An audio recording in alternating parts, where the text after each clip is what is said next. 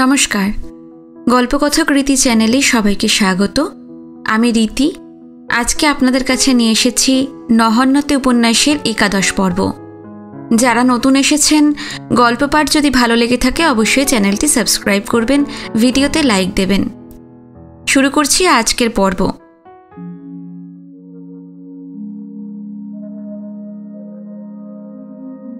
এক এক দিন সকাল হচ্ছে, আবার কখন রাত্রে পৌঁছে যাচ্ছি বুঝতেই পারি না। রাত্রিটা ভয়ঙ্কর, অতি ভয়ঙ্কর। ভয়ঙ্কর এই অগ্নিদাহ, আগুন জ্বলছে, ক্রোধের আগুন। একটা কিছু প্রতিকার আমায় করতেই হবে। আমি যখন জেনেছি তখন মুখ বুজে অন্যায়কে সহ্য করে নেব না। ওদের দেশে আমার এক বন্ধু থাকে, তাকে আমি লিখেছি। চিঠিটা এই রকম: সুমিতা, তুমি নিশ্চয়ই ইউক্লিডের লেখা পড়েছ। এতদিন আমায় জানাওনি কেন? সের্গেইয়ের কাছে সব শুনলাম।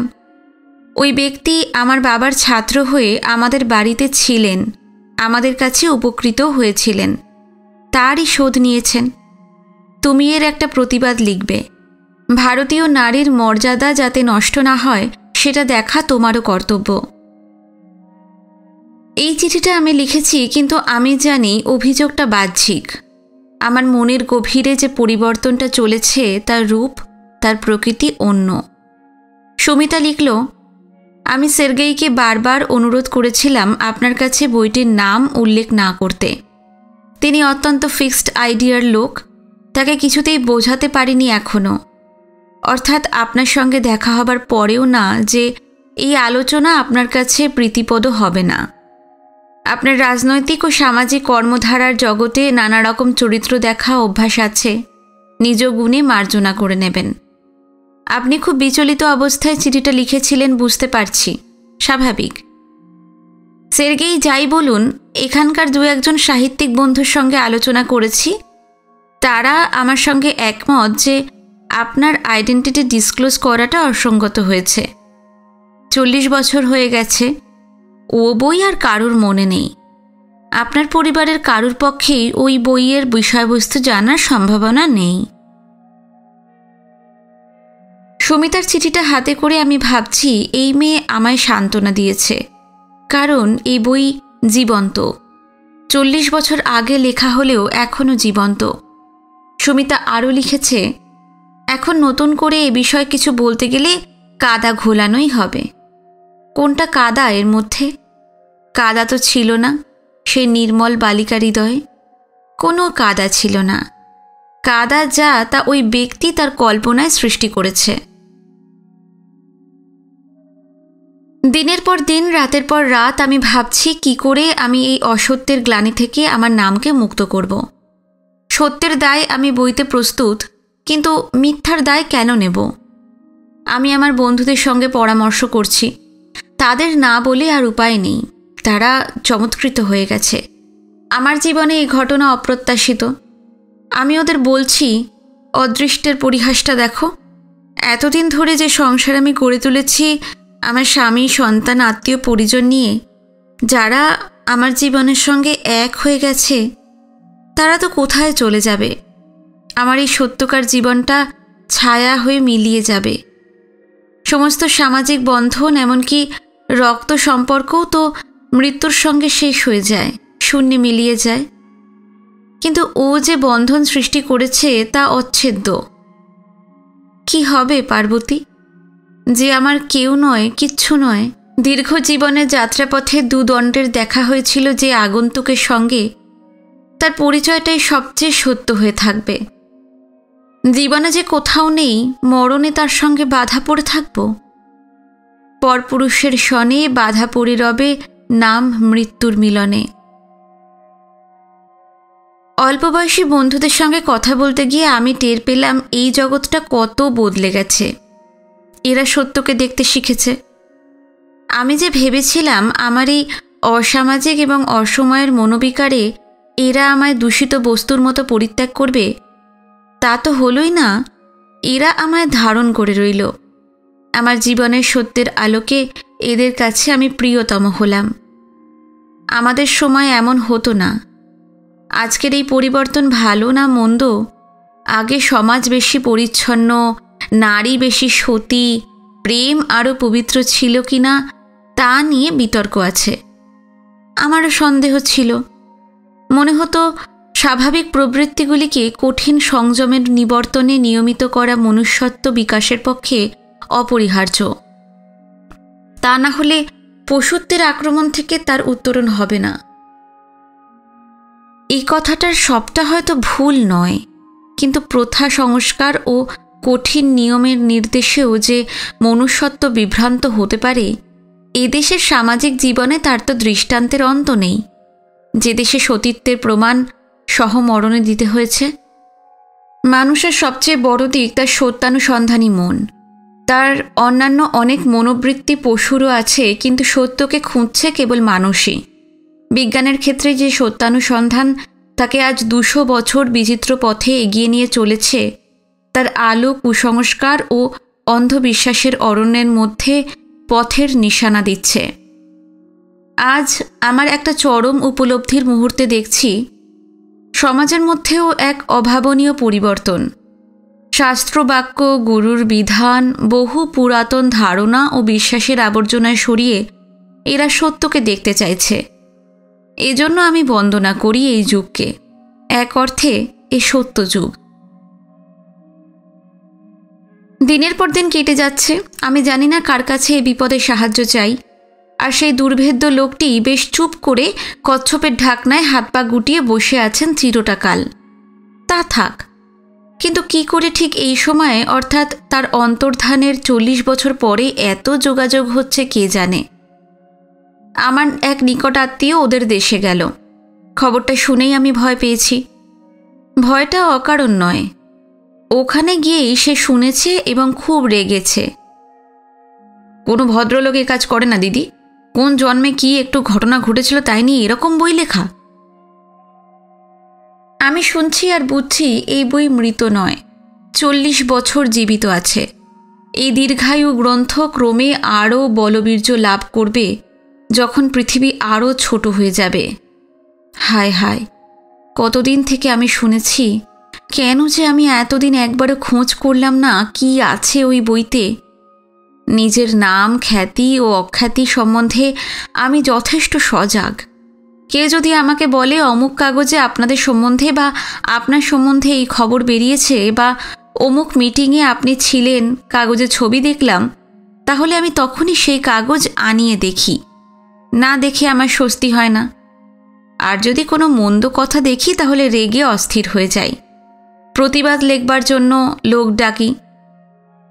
সেই আমি বারবার শুনে আসছি এই বইয়ের কথা। একবার আমার জানবার ইচ্ছাই হলো না ওতে কি আছে। বাবা বেঁচে থাকতে জানলে এর বিহিত করতাম। বাবা তো জানতেনই, কিছুই করলেন না। বাবার তো ওই বই লিখেছে, ভালোই। বহুদিন পরে আমি বাবাকে 1930 সালের মতো ভালোবাসছি। তাকে ডেকে বলছি, দেখো বাবা, তোমার শিষ্যর কাণ্ড দেখো।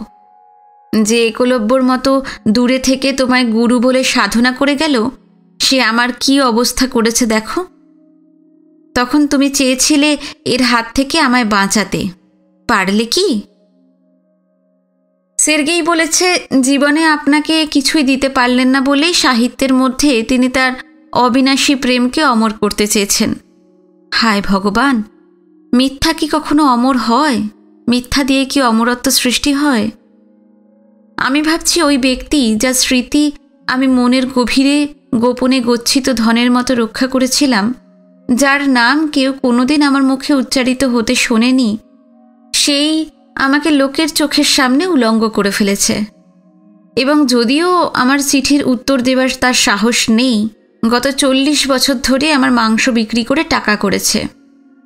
এই হচ্ছে পাশ্চাত্য দেশ। কিন্তু আমি কি করে তোমাদের বোঝাই যে এই ভয়টা, ভাবনাটা মনের একটা স্তরের। এটাই আমার প্রকাশ্য মন নাড়াচাড়া করছে। আর গুহায়িত গহ্বরিষ্ঠ তার একটা ভাব আছে, সেটা একেবারে অন্য। দিনের পর দিন কাটছে, রাতের পর রাত আমি বিনিদ্র। আমার এতদিনের সংস্কার সম্ভ্রমবোধ সব যেন পুড়তে শুরু করেছে। একটা ভয়ের শিখা অন্তঃস্থল থেকে উঠে চারিদিক দগ্ধ করতে করতে উজ্জ্বল হয়ে উঠছে। আমি একটু একটু করে গলে যাচ্ছি, মোমবাতির মতো গলছি। আমার দেহ মন জুড়ে আলো ছড়িয়ে পড়ছে আর বিন্দু বিন্দু করে গলে যাচ্ছে, পুড়ে যাচ্ছে, ধ্বংস হয়ে যাচ্ছে আমার অহং, আমার দর্প, সাধুতার গর্ব, আমার সম্মান স্পৃহা। এতদিন যা কিছু মূল্যবান বলে ভেবেছি সবই ওই শিখার মুখে জ্বলছে। এই অনির্বচনীয় অবস্থা শুধু গানেই বলা যায়। সকল অহংকার হে আমার ডুবাও চোখের জলে। আমি বুঝতে পারছি যুগ যুগান্তরের সংস্কার দিয়ে গড়া আমার এই অহংটা সত্যিই একটা মোমবাতির মতো ছিল, শক্ত, ঋজু, অনমনীয়। আজ ভয়ের ওই তীব্র শিখাটা তাকে একটু একটু করে গলিয়ে ফেলেছে। কিন্তু ওটা কি ভয়ের শিখা? পাছে আমার অখ্যাতি হয় সেই ভয়? আমি কি লোকনিন্দার ভয়ে কাতর? গভীর রাত্রে ঊর্ধ্ব আকাশের দিকে তাকিয়ে দাঁড়িয়ে থাকি। আমি বুঝতে পারছি তা নয়, তা নয়। ভয়ের পেছনে যে নিশ্চল দাঁড়িয়েছিল সেই ভয়কেও গলিয়ে দিচ্ছে সে প্রেম, অবিনাশী প্রেম। ও তারই জ্যোতির্ময় শিখা। সে আমার ভয়কেও গলিয়ে ধ্বংস করে দিয়ে দীপ্যমান হয়ে রইল। মাসের পর মাস আমি জ্বলতে লাগলাম। সব পুড়ছে আমার, এমনকি বয়সও। আমি যেন একেবারে 1930 সালে ফিরে গেছি।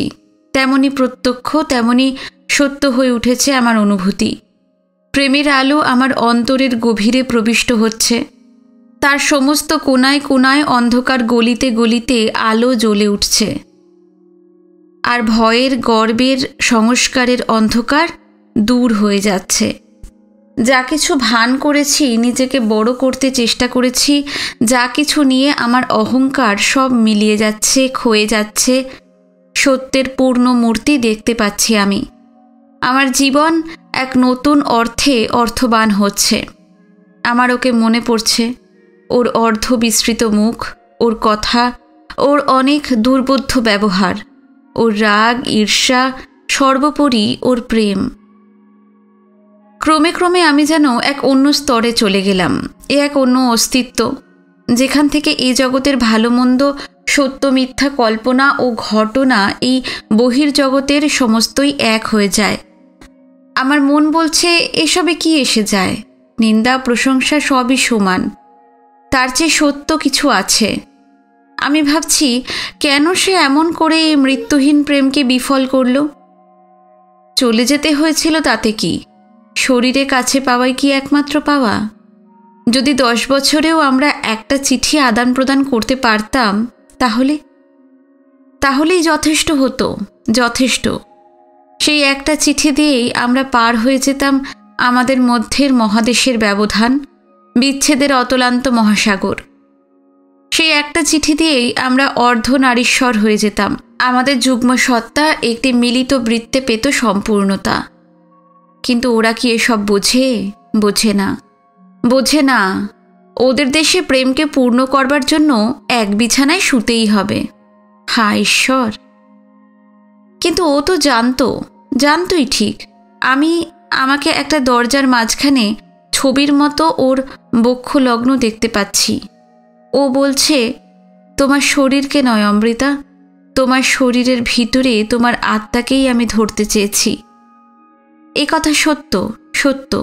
শরীরের স্থায়িত্ব নেই, আত্মা অমর। ন হন্যতে হন্যমানে শরীরে। কোথায় সেই শরীর আমার? সেই যৌবন নিকুঞ্জ শুকিয়ে গেছে, জীর্ণ বৃদ্ধ, এই মাথায় বরফ পড়েছে, মুখে বলি রেখা। অথচ আমি তো এই জীবনের পরম অনুভূতিকে তেমনই অক্ষয় দেখতে পাচ্ছি। কেউ একে ধ্বংস করতে পারেনি, না আমার পিতা, না ও নিজে, না কাল, না আমার অহংকার, না আমার জীবনের সমৃদ্ধ অভিজ্ঞতা। যে কথা কোনোদিন শাস্ত্র পড়ে বুঝতে পারতাম না, পারিনি, সে কথা এত স্পষ্ট হয়ে উঠেছে। মরে না, মরে না, প্রেম মরে না। ভবানীপুরের বাড়ির দরজার কাছে ওর 2 হাতে বিধৃত আমার আত্মা এখনও স্থির আছে। এই তো অসীম সীমার মধ্যে তরঙ্গিত। এই তো আমি দূরে এবং নিকটে, এখানে অথচ এখানে নয়। আমি অবিশ্বাসী, আমি নাস্তিক, কোনো কুসংস্কারে আমার আস্থা নেই। কিন্তু আমার শরীর মনে যা ঘটছে আমার অবিশ্বাসের ভিত টলিয়ে দিচ্ছে। কেউ আমাকে বলুক আমি কি, আমার সেই 16 বছরের সত্তার দেহহীন অস্তিত্ব কোথায় বাস করছিল এতদিন। আমি সুমিতাকে লিখলাম, তোমাদের আর প্রতিবাদ লিখতে হবে না, আমার কাছে এখন এই সব ক্ষুদ্র সত্য মিথ্যা এক হয়ে গেছে। আমি আর কিছুই চাই না, কিছুই নয়, শুধু একবার ওকে দেখতে চাই। এতদিন রেখে ঢেকে লিখছিলাম, এখন জানাচ্ছি এই প্রেম পরম সত্য।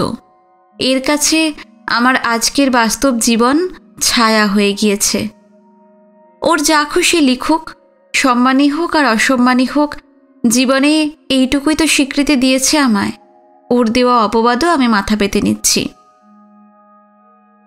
তুচ্ছ ভয়টা আমার কেটে গিয়েছে, কিন্তু আমি অবসাদে ভুগছি। সমস্ত জীবনটা যেন আমার হাত থেকে খসে পড়ে গেল। আমি শূন্য হাতে বসে আছি।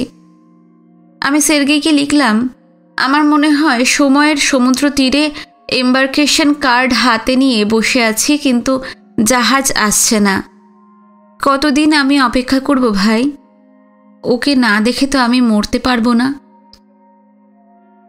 সুমিতার চিঠি পেলাম। ও লিখছে, আপনার চিঠি পেয়ে কয়েকদিন এত অভিভূত ছিলাম যে কি লিখব ভেবে পাইনি। সের্গেইয়ের সঙ্গে কথা হলো। সেদিন বললাম, truth is stranger than fiction. লেখক যখন ওই উপন্যাসটি লিখেছেন তখন কি জানতেন ভবিষ্যতের সত্য বর্তমানের কল্পনাকেও ছাড়িয়ে যাবে? ওই বইটির বিরুদ্ধে যত অভিযোগ ছিল তুলে নিচ্ছি। সত্যি কথা বলতে কি, উপন্যাসের শেষ অংশ ট্র্যাজিক, কিন্তু আজকের ট্র্যাজেডি তার চেয়েও বড়। মানুষের জীবনশিল্পের হাত আমাদের হাতের চেয়ে অনেক পাকা। সুমিতা আরও লিখেছে, অনধিকার চর্চা যদি ক্ষমা করেন তো একটা কথা বলতে চাই। আপনি লিখেছেন এই অনুভূতি এত প্রবল যে আপনার রবীন্দ্রনাথ ঠাকুর পর্যন্ত ভেসে যাচ্ছেন, কিন্তু আপনার অন্তরের মধ্যে বসে যিনি সত্যকে স্বীকার করার নির্দেশ দিচ্ছেন তিনি কি রবীন্দ্রনাথ ঠাকুর নন? বিনিদ্র রাত্রে আমি সের্গেইয়ের সঙ্গে কথা বলি। সত্যি সের্গেই, তুমি কোথা থেকে পাতাল ফুঁড়ে উঠে আমার জীবনটাকে উলটপালট করে দিলে। যে ক্ষতর মুখটা 40 বছর ঢাকা ছিল, আমি শান্তিতে সুখে ছিলাম, আজ তার ঢাকনা খুলে গেল। এখন রক্তক্ষরণ বন্ধই হয় না। রক্তে ভিজে যাচ্ছে আমার বিছানা, বালিশ। আমার বিনিদ্র রাত্রির আকাশ রক্তে লাল হয়ে গেল। চোখ চেয়ে দেখি আমার স্বামী বিছানায় বসে আমার দিকে তাকিয়ে আছেন। তার চোখে জল। তোমার কি হয়েছে আমায় বলবে না? একে বলতে হবে। অনেকদিন থেকে আমার বন্ধুরা বলছে ওকে বলুন। আমার বন্ধুরা সকলেই আমার স্বামীকে শ্রদ্ধা করে, ভালোবাসে। তারা বরাবর বলছে উনি খুব সহানুভূতির সঙ্গে চেষ্টা করবেন আপনার সন্তাপ দূর করতে, কিন্তু আমি ইতস্তত করছি। আমি ভাবছি ওকে কষ্ট দেওয়া হবে। আমার কি অধিকার আছে ওকে কষ্ট দেবার? কষ্ট কি না হয়ে পারে?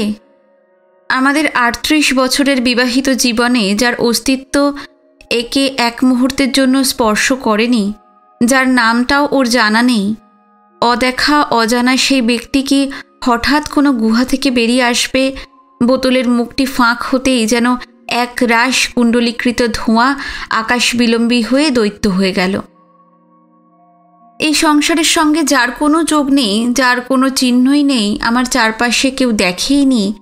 43 বছর আমি যাকে চোখে দেখিনি, বাল্যকালে সেই স্মৃতি কি আজ এত বাস্তব হয়ে ওর এতদিনের সংসারকে টলিয়ে দিচ্ছে? এইটা কি উনি সহ্য করতে পারবেন? এইসব ভেবেই আমি বলিনি। গোপন করার জন্য নয়, কোনো কিছু গোপন করার মতো আমার মনের অবস্থা নয়। বাস্তব সংসার আমার কাছে মরীচিকার মতো হয়ে গেছে। আমি তোমাকে বলতে চাই, কিন্তু তোমার কষ্ট হবে। তোমাকে কষ্ট পেতে দেখে আরও কষ্ট হচ্ছে। তখন আমি আমার স্বামীকে সমস্ত বললাম। উনি স্তম্ভিত হয়ে গেছেন।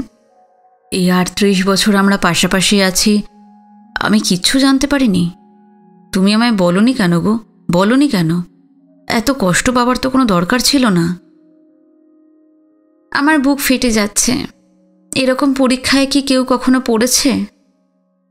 ইনি আমার জন্য এত করেছেন, আমাকে এত ভালোবাসেন, আমার সুখই ওর সুখ। আর আজ এই বৃদ্ধ বয়সে আমি কিনা এর মাথায় আকাশ ভেঙে ফেলতে উদ্যত। যে সব দিয়েছে সে কি দেখবে সে কিছু পায়নি? তা নয়, তা কখনোই নয়। আমি কাঁদছি, বিশ্বাস করো, আমি তোমায় ঠকাইনি। সে প্রশ্ন ওঠে না, সে কি তোমাকে বলতে হবে? আমার কোনো বঞ্চনা কোথাও নেই। কখনো এক মুহূর্তের জন্য মনে হয়নি যে এর চেয়ে বেশি কিছু হতে পারে। আমি যা পেয়েছি তা অতুলনীয়, অতুলনীয়। আমার কোনো ক্ষোভ নেই, শুধু দুঃখ এই যে তুমি এত কষ্ট পেলে। আর সেই ভদ্রলোক তার জন্যই। ওর কথা ছাড়ো, প্রবঞ্চক, উচিত শাস্তি হয়েছিল। ছি, ওরকম করে ভাবলে তুমি কি শান্তি পাবে? শত হলেও তুমি তোমার বাবা মার কাছে ছিলে, আর বিদেশি একটি ছেলে ওই সামান্য বয়স কয়েক ঘন্টার মধ্যে তাড়িয়ে দিলেন। সে বনে জঙ্গলে ঘুরতে লাগলো। কি কষ্ট! তোমার বাবা মাকে ক্ষমা করা যায় না, সত্যিই যায় না। উনি আমার মাথায় হাত বুলিয়ে দিচ্ছেন। আমি অবাক হয়ে দেখছি উনি কোনো ক্ষয়ক্ষতি অনুভব করছেন না। ক্ষয়ক্ষতি ওর কি হয়েছে? বিশ্বাস করো গো, আমি এতদিন কষ্ট পাইনি। কষ্ট পেলে কি তুমি টের পেতে না? এই তো পেলে। তা ঠিক, কষ্ট পাওনি। আমি তো তোমায় কখনো কষ্ট পেতে দেখিনি। কষ্ট যদি পেতাম তাহলে তুমি কি সুখী হতে পারতে? তা তো ঠিকই, তবে এই অর্ধ শতাব্দী পরে তোমার কষ্ট হচ্ছে কেন? কি আশ্চর্য কথা বলছো গো। হ্যাঁ তাই, আমি অবাক কম হইনি। এক এক সময় আমার মনে হয় আমার মাথা খারাপ হয়ে যায়নি তো? এরকম কখনো হয়? আমার খুব অন্যায় হচ্ছে, তাই না? আমায় বলো, বলো আমায়। আমি কাঁদছি। অনেকদিন পরে স্বামীর সঙ্গে খোলাখুলি কথা বলতে পেরে আমি যেন খোলা বাতাসে এসেছি। আমার কান্নাটা তাই মুক্তি। কি বলবো তোমাকে? ন্যায় কি অন্যায়, এমন ঘটনা কি আমার জীবনে দেখেছি না শুনেছি না জানি? আমি এর বিচার করবার কে? আমার দুঃখ শুধু এই যে তোমার কষ্ট আমায় দেখতে হচ্ছে। কিন্তু জানো, আমার মনে হয় তোমার ভালোই হবে। আমি বরাবর দেখে আসছি তোমার জীবনের ভিতরে একটা উদ্দেশ্য কাজ করছে। আমার স্বামীকে বলে আমি শান্তি পেলাম, কারণ ওর চেয়ে বড় সুহৃদ আমার আর কে আছে? আমার সকল অপরাধের ক্ষমা, সকল দুঃখের সান্ত্বনা ওর কাছে ছাড়া আর কোথায় পাব? এই সময়ের কথা লেখা খুব কঠিন, কারণ লেখবার কোনো ঘটনা নেই। ব্যাকুলতা শুধু কবিতায় বা গানে প্রকাশ করা যায়, অন্য কোনো উপায় নয়। আমি আবার বহুদিন পর কবিতা লিখছি। গভীর রাত্রে যখন ঘুম হয় না, আমি পাশের ঘরে বসে কবিতা লিখি। কোনোদিন তো ওর বিষয়ে কিছু লিখিনি।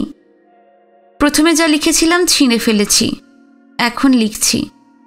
স্বীকৃতি দেব, স্বীকৃতি দিইনি বলেই এই দুর্ভোগ হচ্ছে আমার, আর কিছুই নয়। যার যা পাওনা চুকিয়ে দিতেই হবে। সের্গেইয়ের একটা চিঠি পেলাম। ওদের চিঠির পথ চেয়ে আমি থাকি, মনে হয় যেন ওরই খবর পাচ্ছি। প্রিয় অমৃতা দেবী, আপনি আমার উপর যে বিশ্বাস স্থাপন করেছেন, আমি তাতে এত অভিভূত হয়েছি যা প্রকাশ করবার সাধ্য আমার নেই। আমি শুধু ভাবছি এই বিশ্বাসের যোগ্য আমি কিনা। আমি ভাগ্যের খেলা দেখছি। আমি অবাক হয়ে গেছি যা হয়ে গেছে আর আমাদের সাক্ষাতের পরে যা হলো তাই ভেবে। ভারতে আমার মহত্তম অভিজ্ঞতা আপনার সঙ্গে সাক্ষাৎ হওয়া। আমি যখন বালক মাত্র, আমার ভাগ্যের সূত্রে বাঁধা হয়ে সেই সময়ের সঙ্গে এই সাক্ষাৎ যুক্ত আছে। ওই সময় আমি দুটো বই পড়েছিলাম, অমৃতা ও সাধনা। এই দুটি বইয়ের গভীর প্রভাব আমার উপর পড়েছিল এবং ভারতীয় জগৎ আমাকে সারা জীবনের মতো মুগ্ধ করেছিল। আমি আপনাদের সংস্কৃতির সঙ্গে পরিচিত হলাম, পড়তে লাগলাম। আমার বাকি জীবনটা ভালো মন্দ যা কিছু হয়ে উঠেছে তা এই জন্যই হয়েছে। অবশেষে আমি নিমন্ত্রিত হয়ে আপনার দেশে গেলাম। সেখানে আপনার সঙ্গে আমার সাক্ষাৎ হবার সৌভাগ্য হলো। আপনার গভীর বেদনা দেখেই আমি বুঝলাম আমরা কি, আত্মা কি। আমি এখন স্বীকার করছি যে যদিও আপনার চিঠি পেয়ে আমি অত্যন্ত বিচলিত বোধ করছি, তবু তখনও আপনাকে দেখা মাত্রই আমি বুঝেছিলাম আপনার ভিতরের অবস্থাটা কি। আমি বুঝতে পেরেছিলাম এবং আপনাকে বলেওছিলাম যে সময় ও বিস্মৃতি কেবল আমাদের চেতনার উপরের আচ্ছাদনটাই স্পর্শ করে, কিন্তু আমাদের যথার্থ স্মৃতি এক পরম সদ্বস্তু, অ্যাবসলিউট। কাজেই আমরা একভাবে অবশ্যই অমর। আমার এই কথায় চিরকালই দৃঢ় বিশ্বাস, কিন্তু মানুষ হিসেবে আমাদের প্রত্যেক জ্ঞেয় বিষয়ের প্রত্যক্ষ প্রমাণ দরকার হয়। আপনি আমাকে অমরত্বর অলঙ্ঘ ও বিপুল প্রমাণ দিয়েছেন। প্রমাণ পেলাম যে আমাদের চৈতন্য খুবই বাহ্যিকভাবে কালের দ্বারা আক্রান্ত হয়। ইচ্ছা করলে আমরা কালের প্রভাব কাটিয়ে কালজয়ী হতে পারি। বিস্মৃতি মৃত্যু, এই বিস্মৃতিকে সরিয়ে রাখলেই অমরত্ব লাভ হতে পারে। আমরা অমৃতা হতে পারি। আপনার কষ্ট যতই প্রবল হোক, আপনাকে বুঝতে হবে যে এই সংসারের সমস্ত কর্তব্য সুসম্পন্ন করে আপনি এখন ঈশ্বরের করুণার মধ্যে বাস করছেন। এই অবস্থা দুঃখ সুখের অতীত অবস্থা। কেবল প্রেমই কালকে ও বিস্মৃতিকে জয় করতে পারে। মানুষের ধ্বংস হয়ে যায়, মানুষ কালের কাছে পরাজিত হয় যখন তার ভালোবাসার শক্তি, প্রেমের কালজয়ী শক্তি নষ্ট হয়ে যায়। আপনার চিঠি পাওয়ার চেয়ে আনন্দ আমার আর কিছু নেই। আমি সর্বদা আপনার বিশ্বস্ত বন্ধু থাকব। সের্গেইয়ের চিঠিটা আমাকে ভাবাচ্ছে। সত্য কি? অমরত্ব কি? অমরত্বর আস্বাদ আমি পাচ্ছি, কারণ যা মরে গিয়েছিল তার সঞ্জীবিত রূপ আমি মন দিয়ে ছুঁতে পারছি। ওই যে অমল একগাদা কাগজ নিয়ে ঘরে ঢুকছে, এটা কি বেশি সত্য? ওই যে দেখতে পাচ্ছি লাইব্রেরি ঘরের ক্যাটালগের বইয়ের উপর ঝুঁকে আমরা ক্যাটালগ করছি, তার চেয়ে অতীত কি বর্তমানের চেয়ে মিথ্যা? সে কি কোথাও চলে গেছে, নাকি এইখানেই স্তব্ধ হয়ে আছে? মনের ঢাকনাটা খুলে গেছে। একে একে ছায়া মূর্তিরা উঠে এসে তাদের অস্তিত্ব বাস্তব করে তুলছে। এক এক সময় ভয় হয় আমার এই আবেগ যেন এক উষ্ণ তপ্ত প্রস্রবণ, পৃথিবীর গহ্বর থেকে উঠে এসে যা চারিদিকের মাটিতে ছড়িয়ে পড়ে। তেমনি যেন এক অজ্ঞাত গভীর থেকে এই দাহকারী প্রেম হঠাৎ উঠে এসে আমার চারিদিকের সযত্ন রক্ষিত বাগানের উপর ছড়িয়ে পড়ছে। আমি ভয় ভয়ে আছি, হে ঈশ্বর, এর ফুল পাতা শুকিয়ে যাবে না তো? কখনো কখনো 1930 সাল আর 1972 সাল এমনভাবে মিশে যায় যে আমরা বিপদে পড়ি। অনুভূতির এই প্রত্যক্ষতাকে আমি কিছুতেই ভাষা দিতে পারি না, কারণ এই ধরনের অভিজ্ঞতার জন্য হয়তো ভাষাই তৈরি হয়নি। এরকম তো সচরাচর ঘটে না। 1 বছর আগেও আমাকে কেউ বললে আমার বিশ্বাস হতো না। তবে আমি বলবার চেষ্টা করছি, যদি কোনোদিন এই জীবনোপন্যাস প্রকাশিত হয় তাহলে হয়তো মনোবিজ্ঞানীরা এর কারণ, উৎপত্তি সবই নির্ণয় করতে পারবেন। গভীর রাত্রি হয়েছে। আমি শুনলাম ঢং ঢং করে 2টো বাজল। আমি দেখতে পাচ্ছি শান্তি আমার পাশে শুয়ে আছে, নিচে পিয়ানো বাজছেই। আমি বিছানায় এপাশ ওপাশ করছি। ভাই শান্তি, ঘুম আসছে না রে? আমারও না। ইউক্লিড দ্য পিয়ানো বাজিয়েই চলেছে। দেখ তো কি অন্যায়। আমি বিছানায় উঠে বসেছি।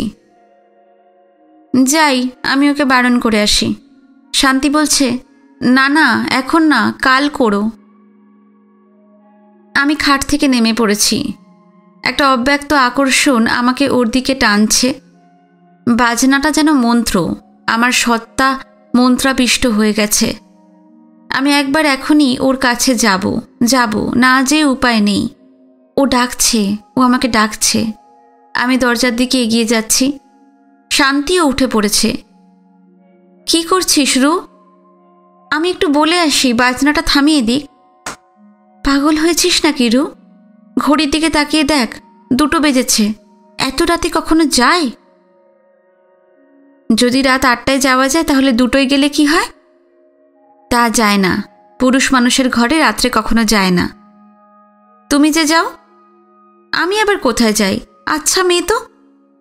সব ঘরে যাও, কাকার ঘরে, বাবার ঘরে। রাত 2টোয়? কখনো না। আর তাছাড়া আমরা তো আত্মীয়। আমার রাগ হচ্ছে, রীতিমতো রাগ হচ্ছে। আমি ওর হাতটা সরিয়ে দিয়ে দরজার দিকে এগোচ্ছি।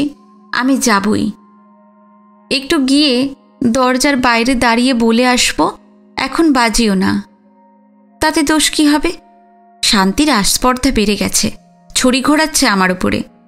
শান্তি দরজায় পিঠ দিয়ে দাঁড়িয়েছে, আমায় যেতে দেবে না। তোমার বার বেড়েছে না? নিজেকে কি মনে করেছ? আমি ওকে সরিয়ে দেবার চেষ্টা করছি। শান্তিরও রাগ হয়েছে। ও বলছে, কি মনে করেছি নিজেকে? দেখবে কি মনে করেছি? ডাকবো মামিমাকে? সাপের মাথায় মন্ত্র পড়ে গেছে। আমি বালিশে মুখ গুঁজে কাঁদছি। ভাই শান্তি, তুই তো জানিস আমাদের মধ্যে কি হয়েছে। এতে পাপ হচ্ছে না তো? শান্তি গালে হাত রেখে ভাবছে, তা হচ্ছে বই কি। কার হচ্ছে, ওর না আমার? শান্তি চিন্তান্বিত। আমার তো মনে হয় দুজনেরই হচ্ছে। কখনো না, কিছুতেই না। আমার কেন পাপ হবে? আমি কত ওকে বারণ করি। তাহলে ওর ঘরে যেও না আর। আমার মুখের অবস্থা দেখে শান্তি গলে গেছে। পাপের ভাবনা ভাবছ কেন ভাই? তোমার যা ইচ্ছা করো, সকালবেলা যেও, আমি কখনো কাউকে বলবো না। এটা কিন্তু 1973 সালের জানুয়ারি মাস। ঘড়িতে 2টো বাজছে, ঢং ঢং। আমি বিছানায় উঠে বসেছি।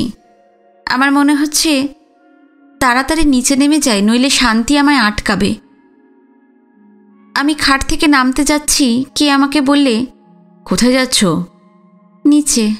নিচে কোথায় যাবে? রাত্রি 2টো বাজে। 2টোই বাকি আর 8টাই বাকি। পেছন থেকে শান্তি আমায় ধরেছে। আমি হাত ছাড়িয়ে নিতে গেলাম, আর তখনই বুঝতে পারলাম এটা 73 সাল। আমাকে ধরে আছেন আমার স্বামী, শান্তি নয়। আমি কাঁপছি, ভয়ে কাঁপছি।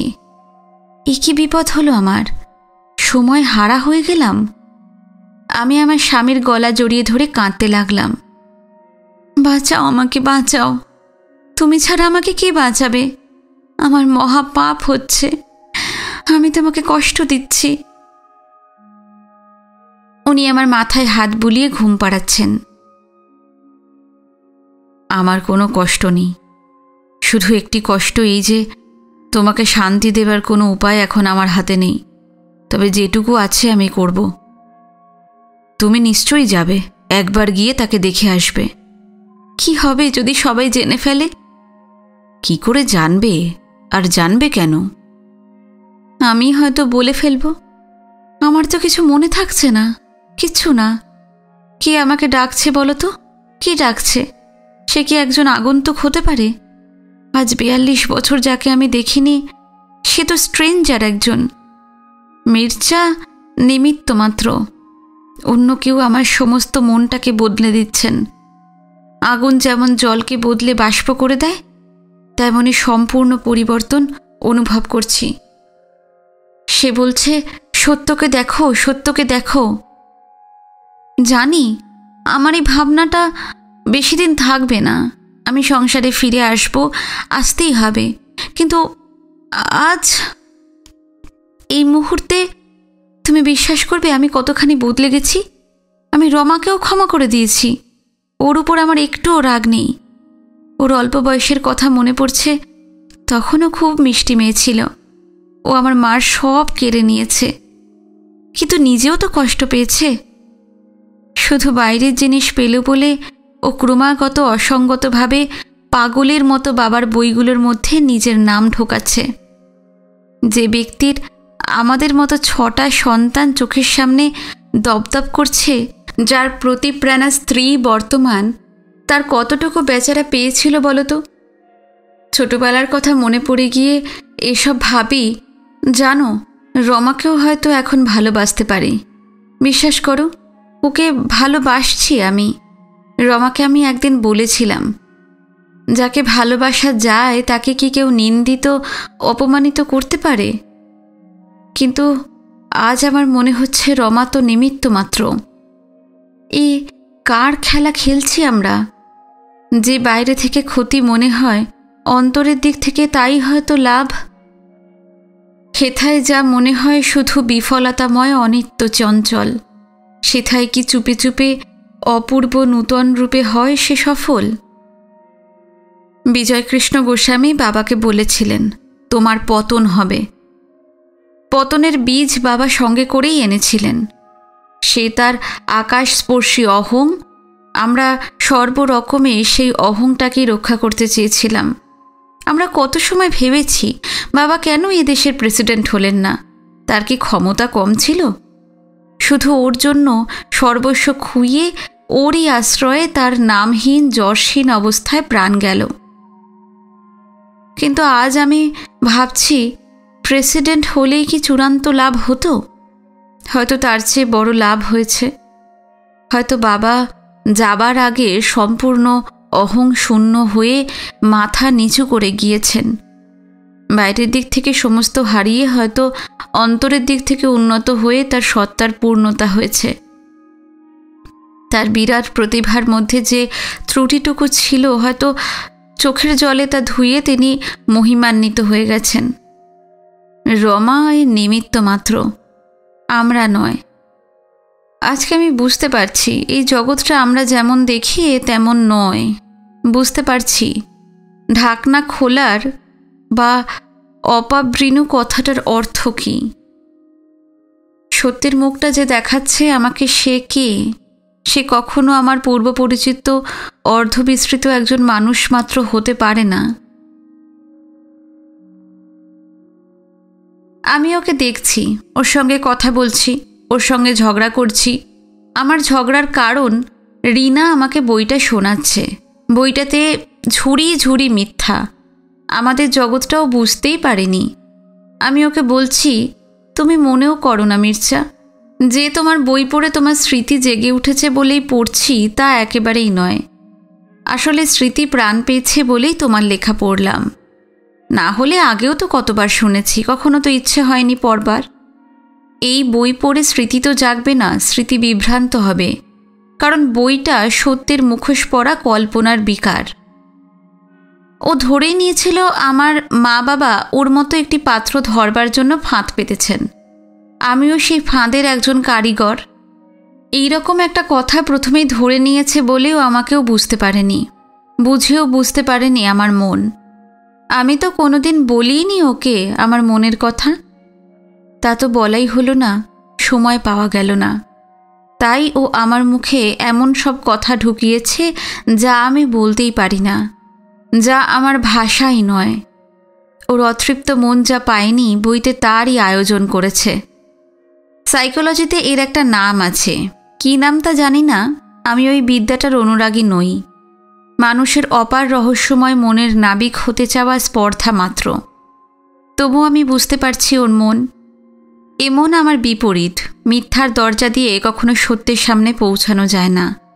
মিথ্যার জঞ্জাল দিয়ে সত্যের মুখ ঢাকা থাকে, তাকেই তো অপাবৃত করতে হবে। সেই জন্যই এই কলম ধরেছি। বই পড়ছি আর ওকে সমালোচনা করছি। আমি জানি বাবার উপর রাগ করবার ওর সঙ্গত কারণ আছে, কিন্তু যার এত নিন্দা করছে এই বইতে, যে নিন্দা সম্পূর্ণ মিথ্যা নয়, তাকেই আবার গুরু বলে বই উৎসর্গ করছে, তার শিষ্য বলে গৌরব করছে কি করে? এই রকম মন আমি চিনি না। এই সমস্ত আলোচনা আমি ছোট্ট ছোট্ট বিষাক্ত তীরের মতো ছুঁড়ে মারছি। কি আশ্চর্য, সেই তীর শূন্যে মিলিয়ে যাচ্ছে, লক্ষ্যে পৌঁছচ্ছে না। ওর প্রতি আমার ক্রোধ যেন ছোট ছোট ঢেলা, আমার এই হৃদয় তরঙ্গের উপর স্থির থাকছে না। এক মুহূর্তে গড়িয়ে পড়ে তা ফসকে যাচ্ছে, সরে যাচ্ছে, তলিয়ে যাচ্ছে। এতকাল যার কথা কিছু জানতাম না, চারিদিক থেকে যেন একটা চক্রান্ত হয়েছে। আমি নানা লোকের কাছ থেকে বারবার ওর খবর পাচ্ছি। এমন একটা যোগাযোগের সৃষ্টি হয়েছে যে এই সময়টায় ভাগ্য আমাকে ওর কথা শোনাবে, জানাবে। স্মরণে একটা কবিতা আছে, মৃত পত্নীকে উদ্দেশ্য করে রবীন্দ্রনাথ লিখেছেন, এ সংসারে একদিন নববধূ বেশে তুমি যে আমার পাশে দাঁড়াইলে এসে, রাখিলে আমার হাতে কম্পমান হাত, সে কি অদৃষ্টের খেলা, সে কি অকস্মাৎ। শুধু এক মুহূর্তের নহে এ ঘটনা, অনাদিকালের এই আছিল মন্ত্রণা। আমরা নিজেরা কি কিছু করি, না আমরা সূত্রবদ্ধ ক্রীড়ানক? এতদিন যার চিহ্নমাত্র ছিল না, হঠাৎ সে কি করে এত বড় হয়ে দাঁড়ালো? আর ঠিক এখনই কেন বারবার ওর খবর পাচ্ছি? আমার বন্ধুর স্বামীর সঙ্গে ওর 2 বছর আগে দেখা হয়েছে, আর আমি এখন সে কথা শুনলাম। তিনি বলেছেন অধ্যাপক ইউক্লিড খুব চমৎকার মানুষ, আর কলকাতার কথায় উচ্ছ্বসিত হয়ে ওঠেন। কলকাতার অনেক রাস্তা ওর চেনা। আমাকে জিজ্ঞাসা করছিলেন বকুলবাগান রোডটা দেখেছি কিনা। 40 বছর আগে তিনি কলকাতায় ছিলেন, কিন্তু তার সব মনে আছে। কলকাতা তার স্বপ্নের দেশ। আমি ওর কথা আরও শুনেছি। ও এক কল্পনার জগতে বাস করে। ভারতই ওর ধ্যানের বস্তু। ওর লেখার মধ্যেও বাস্তব জগতের চেয়ে কল্পনার ও অলৌকিকের স্থান বেশি। ও নিজেকে ভারতীয় বলে। আমি যত ওর খবর পাচ্ছি তত আরও উতলা হয়ে উঠছি। আমি ভালো করে বুঝতে পেরেছি ওর সঙ্গে একবার দেখা না হলে আমার এই যন্ত্রণা কিছুতেই দূর হবে না। অথচ আমি এও ভাবি, আমি দেখব কাকে? সেই 23 বছরের ছেলেটি কোথায়? আর সেই বা দেখবে কাকে? কোথায় সেই ষোড়শী কন্যা? ও তো আমাকে দেখতে চায় না, কাজেই ও কাকে দেখবে তা নিয়ে আমি ভাবি না। কিন্তু আমি যাকে দেখতে চাই তাকে পাবো কোথায়? আমি কি একজন 23 বছরের বালককে দেখতে চাই? বালক নয়তো কি? আজকের আমার কাছে বালক আমার নাতি হতে পারে। যদি আজ 23 বছরের মির্জাকে দেখতে পেতাম, তাহলে নিশ্চয়ই তার সঙ্গে আমার সৌধার্য হতে পারত না। অন্যদিকে আমি আজ যাকে দেখতে পারি সেই মির্জা তো বৃদ্ধ, তাকে তো চিনিই না। সে তো একজন অপরিচিত আগন্তুক। তাকে দেখে আমি কি করে শান্তি পাব? আমি কিছুতেই বুঝতে পারছি না আমার অতন্দ্র রাত্রির এই ব্যাকুলতা, যা অহরহ কোনো অকারণ বেদনায় অনির্দেশ্য অভিসারে বেরিয়ে পড়তে চায়, সে কি কোনো অপরিচিত একটি ব্যক্তির জন্য হতে পারে, নাকি এ আর কোনো অবস্থান থেকে আর কোনো শক্তি আমায় ডাকছে অজ্ঞাত ভবিষ্যতের দিকে? এমন কি কেউ থাকতে পারে যিনি সব জ্ঞান, সব প্রেমের কারণ? সেখান থেকেই বার্তা আসছে। আমার চির সংশয়ী মন এইসব কথা মানতে চায় না, অথচ সন্দেহ ছাড়ে না। আমার এই জীবন সায়ান্নে প্রত্যুষের আলো এসে পড়েছে। সকাল সন্ধ্যা এক হয়ে গেছে। সময় যেন চিরস্থির। মাঝে মাঝেই সের্গেইয়ের কথা মনে হয়। এই কি অমরত্বের আস্বাদ! আমার সেই ছোটবেলার কবিতাটা আমি এতদিনে বুঝতে পারছি।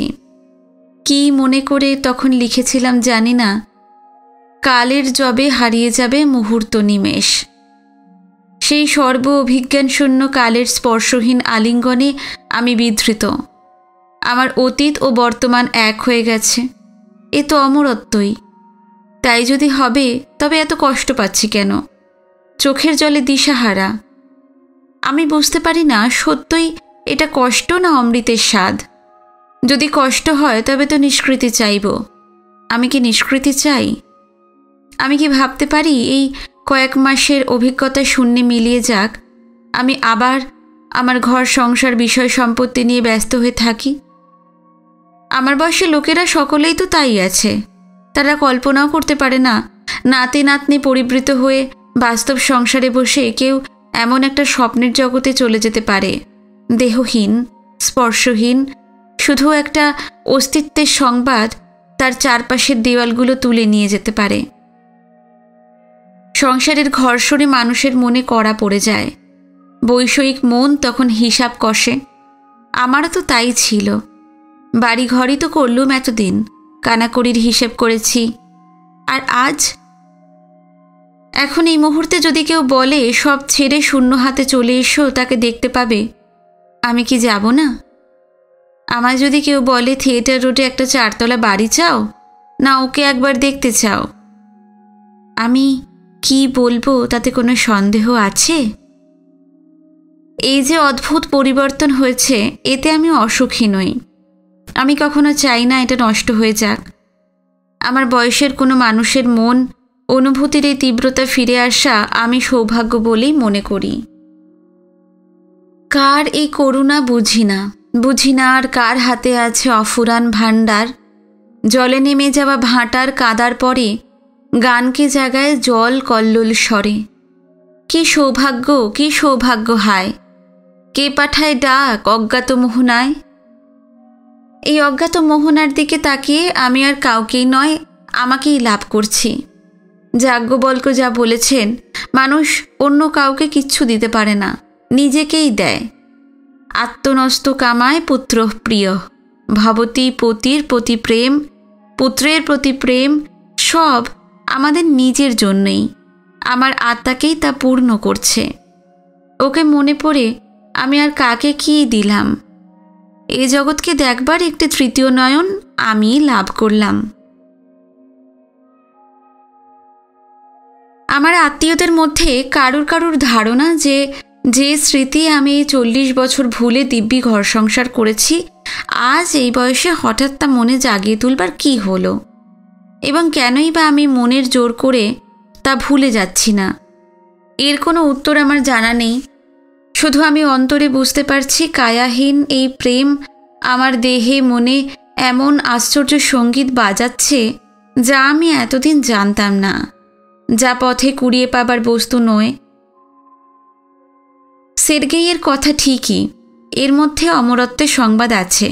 সুরের মধ্যে অশ্রুজলের আভাসে, প্রেমের মধ্যে চির অতৃপ্তি, বসে থেকে যে অশেষের সংবাদ দেয় আমি তাই পাচ্ছি। আমি কোনো মতেই আর ভুলে যেতে চাই না। তাছাড়া আর অন্য যে যাই বলুক, আমার স্বামী তো বলেন না, তার সঙ্গে আমার কথা হয়। তিনি আমাকে বলেছেন সেদিন যে সংসারে ঠিক একই ঘটনা দু জায়গায় ঘটে না, প্রত্যেকটি ব্যাপারকে আলাদা বিচার করতে হয়। তিনি বলেছেন, এটা তো সত্যি যে তোমার জীবনের সব অংশের সঙ্গে আমার যোগ নেই। তুমি যখন কবিতা লেখো কি ভাবো আমি জানি না, তোমার লেখার জগৎও আমার পরিচিত নয়, তোমার কর্মের জগৎটাও আমি সব জানি না। তেমনি এও তোমার একটা ভাব, এতে আমার ক্ষতি কি? আমি আশ্চর্য হয়ে যাচ্ছি যে উনি কোনো ক্ষয়ক্ষতি অনুভব করছেন না। যদি করতেন তাহলে আমার ভারী মুশকিল হতো। আমি তো ওকে দেখতে যাবার কথা ভাবতেই পারতাম না, কারণ আমার স্বামীর মনে কষ্ট দিয়ে আমি কখনো কোনো মূল্যবান বস্তু পেতে পারি না। তাহলে যে ভালোবাসা লাঞ্ছিত হবে তার মতো আর পাপ নেই। সেই পাপের পশরা মাথায় নিয়ে আমি কি তীর্থযাত্রায় যেতে পারি? ক্রমে এমন অবস্থা হচ্ছে যে আমার কাজকর্ম করাই মুশকিল হচ্ছে। বাইরের লোকজনের সঙ্গে নানা বিষয়ে আমি কথা বলবো কি করে? দিল্লি চলেছি কাজে। এখন সেখানে গিয়ে ডেপুটি সেক্রেটারির ঘরে বসে যদি আমার চোখে জল আসে তাহলে উপায় হবে কি? আমি প্রাণপণ চেষ্টা করছি স্বাভাবিক মন ফিরিয়ে আনতে। আমি চেয়ারে হেলান দিয়ে বসে থাকি, আমার চোখ দিয়ে জল পড়ছে। ভৃত্যরা ঘরে ঢুকে অবাক হয়ে যায়। আমার এই বয়সে চোখ দিয়ে জল পড়ার কারণ একমাত্র হতে পারে পুত্রবধূর সঙ্গে কলহ। আমার বয়সে শ্বশ্রু মাতাস্থানীয়া সমস্ত বঙ্গমহিলার সেটি একটি কর্তব্য। ভৃত্যকুল সেরকম তো কিছু দেখছে না। তাছাড়া কোনো দুঃখজনক ব্যাপার ঘটলে তার আলোচনা শোনা যায়, বাড়ির সকলকেই তা স্পর্শ করে। কিন্তু তাও নয়, সকলেই তো মানুষ, ওরাও আমার অস্বাভাবিক অবস্থা লক্ষ্য করছে এবং কিছু বুঝে উঠতে পারছে না। আমিও লজ্জা পাই, কিন্তু আমার মন আমার বশে নেই, একেবারেই নেই। যেতে যেতে সামনে দেখি একটা গাড়ি চলেছে, আমার মনে হয় নেমে যাই, ওর মধ্যে হয়তো সে আছে। আর কেউ বিদেশ যাচ্ছে শুনলে আমার মন হু হু করে ওঠে। এই অসহ্য বিরহ ভার আমার বৃদ্ধ শরীর বহন করতে পারবে নাই বলে আমার মনে হয়, আমার ভয় হয়। অসুস্থ হতে আমার ইচ্ছা নেই, তাহলে ওর সঙ্গে আর দেখা হবে না। কিন্তু আশ্চর্য, আমার শরীর ভালো হয়ে গেছে। এই কমাসেই না আমার হার্টে কষ্ট হয়েছে না ব্লাড প্রেশারের। যারা আমাকে বলে একটু চেষ্টা করলেই তুমি এই স্মৃতির প্রকোপ থেকে উদ্ধার পেতে পারো, তাদের সঙ্গে আমি মনে মনে তর্ক করি, প্রশ্নোত্তর করি, কারণ এই প্রশ্ন আমারও। তারা বলে তুমি যত ভাববে তত তোমায় এই চিন্তা পেয়ে বসবে, তুমি কষ্ট পাবে। অজ্ঞজনের বিজ্ঞের মতো কথা সাধারণভাবে সত্য হলেও এক্ষেত্রে সত্য কি? 40 বছর যা আমাকে উদ্বিগ্ন করেনি, যখন আমার বয়স কম ছিল, যখন হয়তো কোনো সম্ভাবনাও ছিল, তখন যার স্মৃতি মনের উপর ছায়ার মতো ভেসে গেছে, আমাকে তার বজ্র মুষ্টিতে ধরেনি। যেমন প্যারিসে যখন শুনলাম ও 2টো ব্লক ওই দিকে থাকে, তখন আমি পোপেস্কুর সঙ্গে দেখা তো করতে যেতে পারতাম। তারপর কি হতো কে জানে। আমার তখন বয়সই বা কত ছিল। যদিও আমি ভাবছিলাম আমার মেয়ের বিয়ে দিয়ে এসেছি, আমি তো একজন বৃদ্ধা। আমরা বাঙালি মেয়েরা ওই রকমই ভাবতে অভ্যস্ত। কিন্তু আমার বয়স ছিল মাত্র 40। এখন 60-এর ঘরে দাঁড়িয়ে বুঝতে পারি যে ওই বয়সটা বেশি নয়। অথচ তখন তো এমন করে হৃদয় মন্থন হলো না। এখন কেন হচ্ছে তবে এই বৈতরণী ঘাটে দাঁড়িয়ে? বৈতরণীর ঘাট, এটা আমি বলছি, জানি বলেই বলছি। এটা কথার কথা। বয়সের অনুভূতি আমার হচ্ছে না। আমার বার্ধক্যের খোলস ঝরে পড়ে গেছে। এটা কি কেউ ইচ্ছে করে করতে পারে, বা ইচ্ছে করেই বন্ধ করা যায়? মির্জা ইউক্লিড যেদিন আমার বাবার টেবিলের সামনে বসেছিল, বাবা বললেন, এই আমার ছাত্র, এখানে থাকবে। সে কি তিনি ঘটিয়েছিলেন? আর 1 সেপ্টেম্বর যে সের্গেই সেবাস্টিয়ান এলো, তাকে কি আমি ডেকে এনেছিলাম? অনাদিকালের এই আজ ছিল মন্ত্রণা।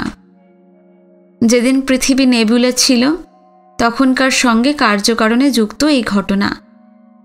এই কথাই ডি প্রফান্ডিস কবিতায় আছে, where all that was to be in all that was। কেউ কেউ বলে, তুমি যদি একটু স্মৃতি রোমন্থন করো তাতে তো ক্ষতি নেই, কিন্তু যাবে কোথায়, কাকে দেখবে? আবার কেউ বা বলে, দেখলে ভালোই হবে, তোমার মন মোহমুক্ত হবে, সেই তরুণ যুবার প্রতি যে মোহ তা কেটে যাবে। আমার সংসারের মন, উপরের মনও তাই বলে। আমি ভাবি, আমি দেখতে পাবো অপরিচিত এক বৃদ্ধকে, অমনি আমার লজ্জা হবে, মনে হবে এ কাকে দেখতে এলাম।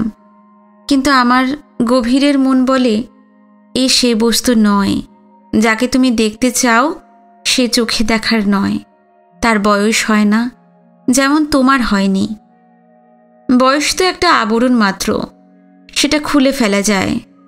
কেউ সাধনা করে খোলে, কারোর উপর করুণা হলে সে নিজের সত্তাকে পায়। কার করুণা জানি না তো, কিন্তু আত্মার স্বরূপ আমি বুঝতে পারছি। আমার কোনো সংশয় থাকছে না। যে জানে না তাকে এই অনুভূতি বোঝানো যাবে না। অন্ধকে যেমন আলোর অর্থ বোঝানো যায় না, তর্কের অতীত এই উপলব্ধির কথা বলা হয়েছে যা বুদ্ধি দিয়ে বোঝা যায় না, শাস্ত্র পড়ে জানা যায় না। আজ বুঝতে পারছি, কালজয়ী এই প্রেমকে আর সংসার জয় করতে পারবে না। এ উত্তরোত্তর বৃদ্ধি পাবে, আমাকে সংসারের আবর্ত থেকে বহন করে নিয়ে যাবে দূরে। ওকে একবার দেখে আসতে আমায় হবেই, কিন্তু যাওয়া তো সোজা নয়, অনেক ব্যবস্থা চাই। তাছাড়া আমি তো ওকে আগে জানাতে চাই না, কারণ তাহলে নিশ্চয়ই ও দেশ ছেড়ে চলে যাবে। আমি বুঝতে পেরেছি ও আমার সঙ্গে দেখা করতে চায় না বা পারবে না। কেন পারবে না তা সঠিক কারণ আমি বুঝতে পারছি না। আমার বিষয়ে অমন একখানি কাব্য লেখবার পরে অপরাধবোধ কি জন্মাতে পারে? না, তা নয়। সে বুঝতেই পারেনি যে এটা অন্যায় হয়েছে, যেমন সের্গেইও পারেনি। ওদের দেশে ওসব কিছুই নয়, এখন আমার কাছেও নয়। বাইরের আসঙ্গ জলের উপর হাওয়ার ঢেউ। আমি এত বোকা নই যে ঠিক সেজন্যই উতলা হয়েছি। আমার ক্ষোভের কারণ ও সত্যের সঙ্গে ভেজাল মিশিয়েছে। তবে ও আমাকে সারা জীবন এড়িয়ে গেল কেন? আমি জকে ডেকে জিজ্ঞাসা করলাম, বলতে পারো তুমি, আমি যদি যাই সে আমার সঙ্গে দেখা করবে? নিশ্চয়ই করবেন। যিনি আপনার কথা অমন করে বলেছেন তিনি দেখা করবেন না, এ কথা আপনার মনে হলো কেন? ও যে চিঠির উত্তর দেয় না। চিঠির উত্তর দেয়নি সে কি? আচ্ছা হতে পারে কি বাবার কাছে প্রতিজ্ঞা করেছিল আমার সঙ্গে সম্পর্ক রাখবে না। হতে পারে কি সেই জন্যই চিঠির উত্তর দেয় না? তা হতে পারে বই কি। কি আশ্চর্য! এ কি একটা রাখবার মতো প্রতিজ্ঞা?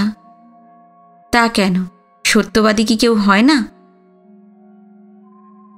যাবার কথা আমি ভাবি, দিনের বেলা আমি নানা চেষ্টা করি। সোজা তো নয় আজকাল বিদেশ যাওয়া, কিন্তু রাত্রে আমার ভয় করে। মনে হয় কোথায় যাব একলা, রাস্তার মাঝখানে যদি অজ্ঞান হয়ে পড়ে যাই, যদি স্ট্রোক হয়। পার্বতীর স্বামীও তাই বলেছেন। সেই ভদ্রলোকের যেরকম বর্ণনা শুনছি, তিনি যে কীরকম ব্যবহার করবেন তাও তো জানা নেই। তোমরা যে অমৃতাকে একলা ছেড়ে দিচ্ছ, অসুস্থ হলে কি হবে? সবাই ভাবছে আমিও। কেবল আমার স্বামী আমাকে আশ্বাস দিচ্ছেন, কিছু হবে না, কোনো ভয় নেই, কেউ তোমাকে কষ্ট দেবে না, অসুস্থ হবে না তুমি, সব ব্যবস্থা হবে, তুমি নির্বিঘ্নে ঘুরে আসবে। আমার অসুখ সম্বন্ধে আমার স্বামী সর্বদা চিন্তিত, কিন্তু এখন ওর চিন্তা নেই। আমি অবাক হয়ে গেছি। আমি যদি 10 পা পিছাই, উনি 20 পা এগিয়ে দেন। আর এটা এত অবলীলাক্রমে করছেন যে আমরা সকলেই বিস্মিত। সেদিন এয়ার ইন্ডিয়ার আপিসে বসে আছি। আমাদের সাহায্য করছেন যে ব্যক্তি, তার নাম পুরোহিত। এয়ার ইন্ডিয়ার আপিসে বসে আমার ভয় করছে। এত অজ্ঞাত দেশে কি করে যাব?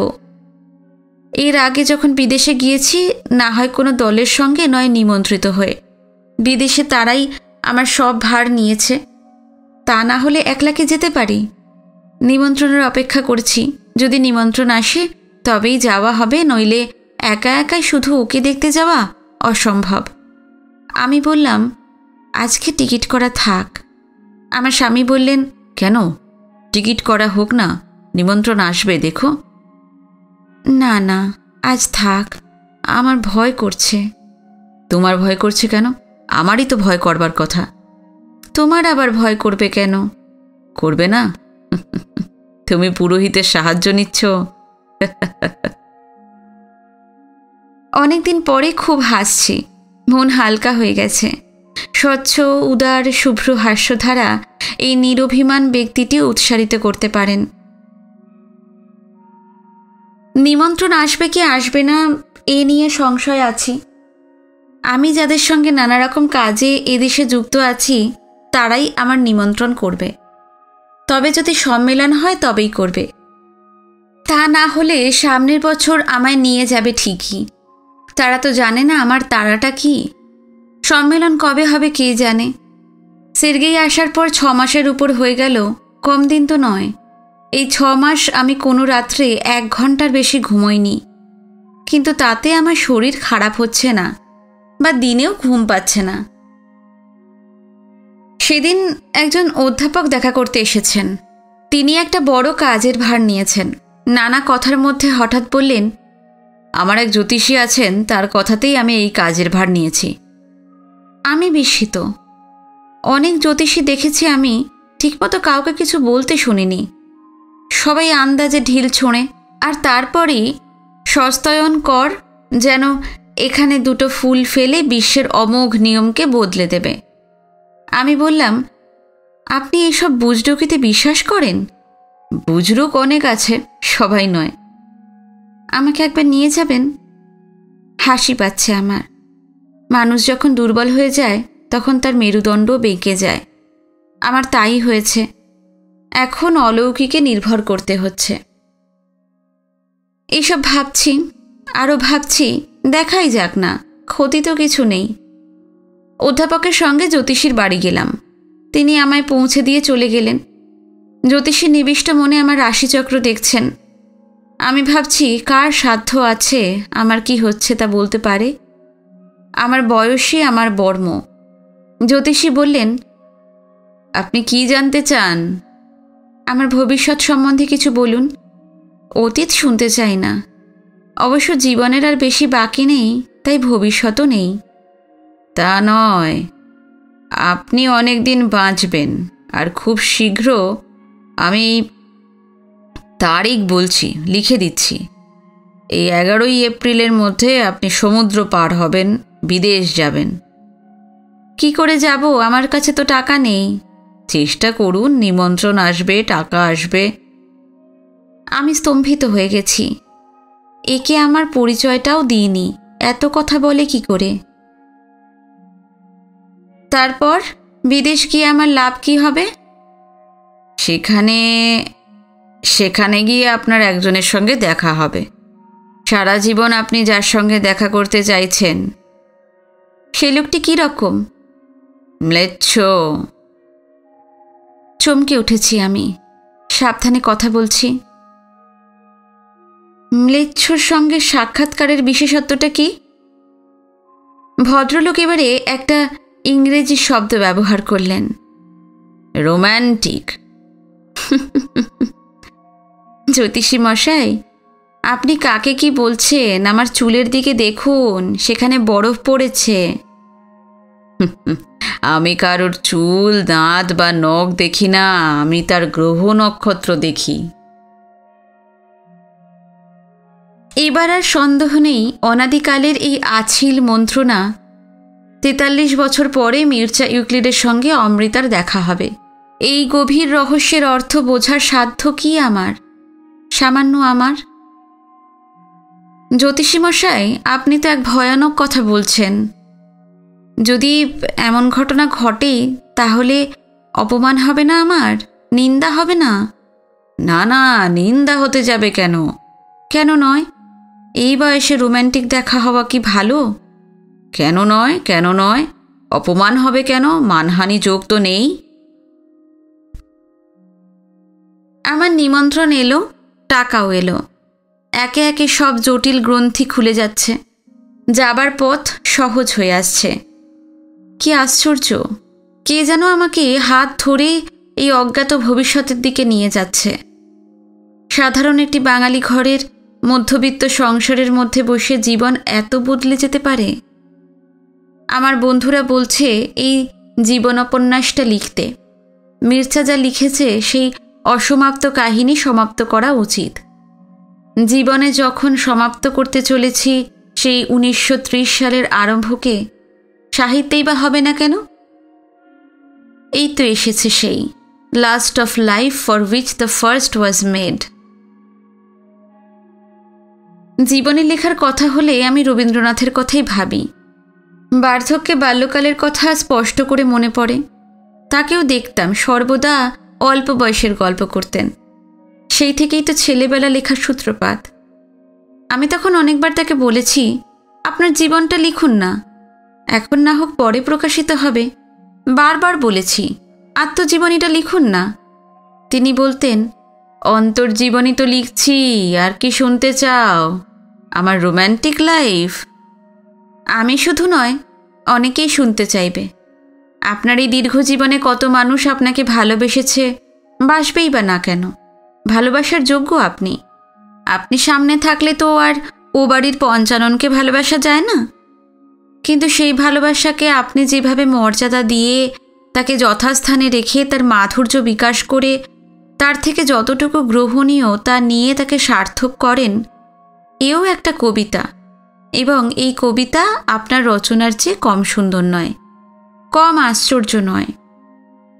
এ যদি আপনি না লেখেন, এ তো হারিয়ে যাবে। আমি তাকে আরও বলতুম, এরপরে আপনার জীবনের বহু অর্থবহ ঘটনা যেমন তেমন লোক তাদের নিজের মনের মাপে বুঝবে, ইতরজনের জন্য ইতরভাবে লিখবে, যার নাম রিসার্চ। আপনি মানুষটি কি তারা তো কিছুই জানে না। তারাই আপনার জীবন লিখবে, এবং লিখবে তাদের খাট কলমে, ছোট মনের ছোট ছোট ছায়া ফেলে। আপনার সবচেয়ে বড় কাব্যটি হারিয়ে যাবে। তিনি বলতেন, যা যাবার তা যাবেই, আমার কতটুকু রাখতে পারবে তুমি? রাখতে পারবে এই শরীর? আমার এই হাতখানা কি রাখা সম্ভব হবে? যা যাবার তা চলে গিয়ে, যা থাকবার তা রইল আমার গানে কবিতায়। তিনি আরও বলতেন, যে পথ দিয়ে চলে এসেছি সে পথে আর ফেরা যায় না, সে বড় বেদনা। আজ বুঝতে পারছি সেই কথার অর্থ, যখন পিছনের দিকে তাকিয়ে আমার বর্তমান বেদনার ভারেই দিশেহারা।